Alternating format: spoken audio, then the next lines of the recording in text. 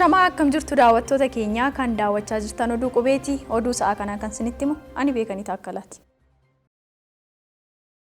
Ameerikaatti ambaasaaddarri Itoophiyaa Dr. Silashii Baqqalaa hooggantoota mana maree olaanoo dhimmoota Islaamummaa waliin mari'atan. Pirezidaantiin mana maree waliigalaa dhimma Islaamummaa Itoophiyaa Sheek Hajii Ibrahim Tufaa fi pirezidaantiin mana maree waliigalaa dhimma Islaamummaa bulchiinsa magaalaa Finfinnee Sheek Hajii Amaan eebba imbaasii Itoophiyaa Waashingtan DC'tti argamuun ambaasaaddarri Silashii waliin mari'atan. Ambaasaaddarri Silashiin ergaa toora Tiwiitarii isaanii irratti barreessaniin akka jedhanitti toora Ameerikaa fi dhimmoota biyyaalessaa biroo adda addaa irratti hooggantoota olaanoo dhimmoota Islaamummaa kana waliin yaada wal jijjiiruu isaanii ibsan.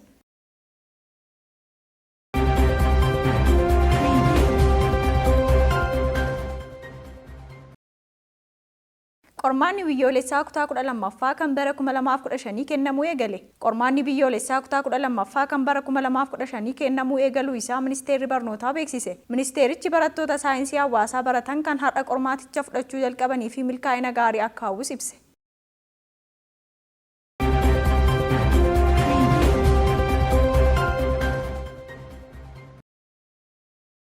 Bulchiinsi magaalaa Roobee konkolaataa lama qarshii miliyoona 30 oliin bitee tajaajilaaf oolche. Kantiibaan bulchiinsa magaalaa Roobee obbo Nigaatuu Mootummaa rakkoo kenna tajaajilaaf dhiyeessii geejjibaatiin wal qabatee hawaasa magaalichaa biraa ka'u furuuf bulchiinsi magaalichaa bara kana konkolaataa uummataa lama qarshii miliyoona 30 oliin bitee tajaajila hawaasaatiif qopheessuu isaa dubbatan. Keessaayyuu bara kana riifoormii walitti makamuu magaalota Oromiyaa irratti gaggeeffameen magaalaa Roobee fi Gobbaa kan walitti makaman yoo ta'u, uummanni magaalota kana lamaanii bulchiinsa magaalaa muummee tokko jalatti tajaajila fooyya'aa fi guddina magaalichaa waliin deemu akka argatuuf bulchiinsi magaalaa Roobee tarkaanfii jalqabaa kanaan geejjiba uummata magaalota kana lameenii walitti hidhu mijeessuu isaa dubbatan. Hawaasni bal'aanis jijjiirama roga hundaan magaalicha keessatti galmaa'aa jiru kana hubatee miira abbummaatiin qabeenya isaanii kana kunuunsuu fi tajaajila yeroo dheeraa irraa argachuu akka qaban dhaaman. Waajjira sabquunnamtii bulchiinsa magaalaa Roobeetu gabaase.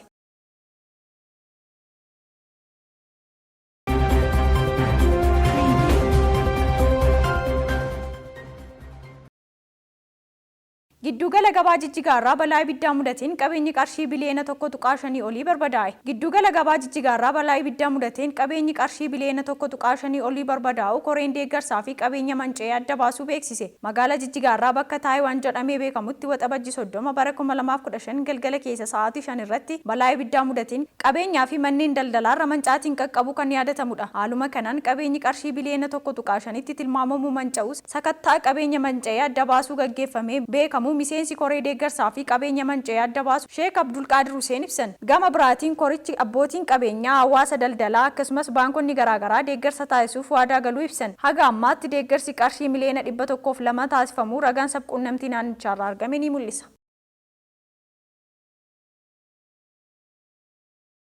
Kan daawwachaa jirtan oduu qubeetii amma immoo maddeen alaaraa argannetti ceena.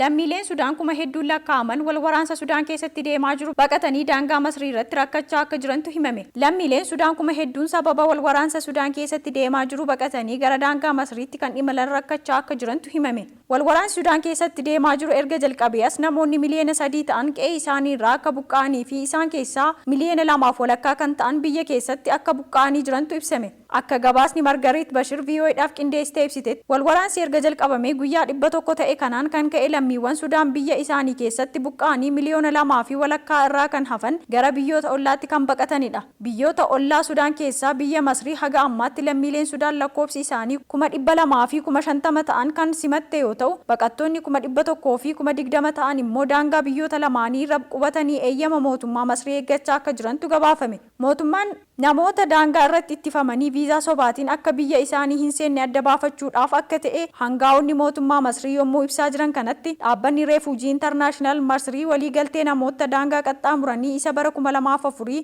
Sudaan wajjin waliigaltee dhiiftee akka baqattoota waraanaa kana simattu gaafatee jira. Dhimma kana irratti gaaffii sagaleen Ameerikaa imbaasii Waashingtanitti argamuuf dhiyeesseef deebiin kenname hin jiru. Baqattoonni kun siviilota nagaadhaa fi saba wal waraansichaa wajjin quunnamtii kamiinuu akka hin qabne kan ibsan Komishinarri Olaanaan UNHCR Filippo Grandi akka waraansichi dhaabbachuu qabuu fi siviilonni har'a galfannaa argatan waamicha taasisanii jiru. Dhaabbata mootummoota gamtoomanitti jaarmiyaan dhimma ijoolleewwanii irratti hojjetu UNICEF guyyoota wal waraansa 100 darban keessatti ijoolleewwan 435 du'anii 225 immoo madaa'uu isaanii wiixata dheengaddaa ibsee jira. Ijoolleewwan du'an keessaa 300 kan kan ta'an nyaata dhabuudhaan akka ta'e gabaasni UNICEF kun ibse. Walwaraansa kanaan wal qabatee hospitaalonni Sudaan keessa jiran dhibbeentaan 67 cufamuu isaanii kan ibse dhaabbanni fayyaa addunyaa haleellaa 51 dhaabbileen eegumsa fayyaa irratti raawwataniin hojjettoonni gargaarsa fayyaa 100 du'anii 24 immoo madaa'uu isaanii beeksisee jira. Imbaasii Yuunaayitid Isteet eebila 22 jalqabee tajaajila Sudaan keessatti kennuu kan dhaabe yommuu ta'u, ministeerri dhimma alaa Yuunaayitid Isteets Antoonii Bilinken waxabajjii 20 ibsa kennaniin Yuunaayitid Isteets gargaarsa namoomaa Sudaan keessatti taasifamuuf deeggarsa dabalataa doolaara miliyoona 100 fi miliyoona 72 arjoomuu ishee ibsuun isaanii ni yaadatama. Kan daawwachaa turtan oduu qubeetii, oduu kan isinitti hime ani Beekanii Taakkalaati. Qophiileen qubee afaan biroon itti fufuu isaa waliin turtii gaarii. Gama koon nagaatti.